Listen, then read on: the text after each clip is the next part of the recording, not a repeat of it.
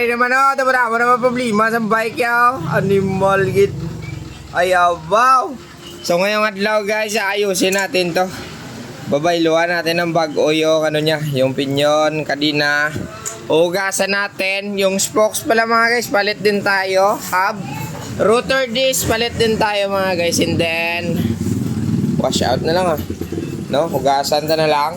So ito na yung mga material natin. Thread type lang yung sabi niya, pero aluminum siya na naka-bearing type. Ito, ang ating pinyon na thread type. 9 speed to mga guys ha. Meron tayong 9 speed na chain, rotor, meron tayong bagong housing, and then cable, shifter cable. Ito yung spokes natin na gagamitin. 289mm. Ano? Na ba? Ang unit? Ay, kalahin lang. Ay, tsura ya. Wow! Ilang gabuto niya, shifter cable. And then yung housing pa, gabuta. Ito hindi lang daw to palitan yung kable. Oo, housing niya, buto nga lang. Nice. And then ugasan na natin to.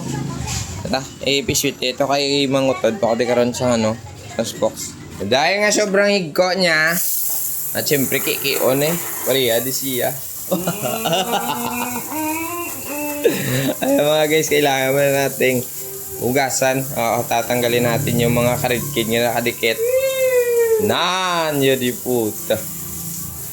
No? May bike, nakapaligo. Gusto mo washing na ako na? Waya, huwag ka makapaligo. Naligo ro yan. Gago!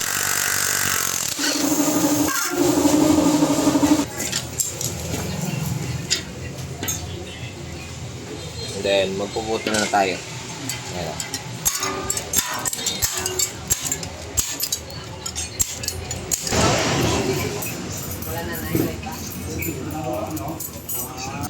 Isa, dua. So ayan na, natapos na natin yung wheel set. So ilang magkakabit na lang tayo ng mga rotor disc tsaka pinion niya para at least makatindog ng animal. Gago! So ito na, magkakabit na tayo ng pinion threaded. Thread type lang, sorry. Yan, good sa to. Pag sisikadan niya, nuugot din yan. Then rotor disc natin. Pa-spiral dapat po. Okay. Yung likuran, ibubulo rin.